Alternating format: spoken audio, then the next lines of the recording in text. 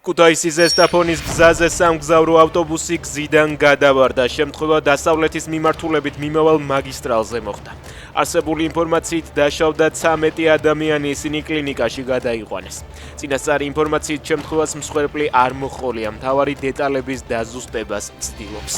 უკავშირდება თუ არა ახალგაზრდა სამხედროს გარდაცვალება მის სამსახურს. დანიელ შერვაშიძის ოჯახს აქვს ეჭვი, რომ მასზე ზეწოლა ხორციელდებოდა. მთავართან საუბრისას ისინი აცხადებენ, რომ გაუჩინარებამდე ახალგაზრდის ფსიქოლოგიური მდგომარეობა ძალიან მძიმე იყო. ოჯახი აცხადებს, რომ პოლიცია მათ სათანადო ინფორმაციას არ აწვდის, ამიტომ მოითხოვენ საქმის დამოუკიდებელ და გამჭვირვალე გამოძიებას. ვერაზე სროლის შედეგად დაჭრილი ორი ახალგაზრდა კლინიკიდან გაწერეს. ექიმების განცხადებით მათი მდგომარეობა გაუმჯობესდა და კლინიკური მეთვალყურეობა აღარ სჭირდებათ. ცოტა ხნის წინ ცნობილი გახდა, რომ ვერაზე მომხდარი მკვლელობის ფაქტზე დაკავებული ნიკა კაბანაძე კლინიკიდან ციხეში გადაიყვანეს. აღკვეთის ღონისძიების სახით პატიმრობა მას გუშინ შეეფარდა.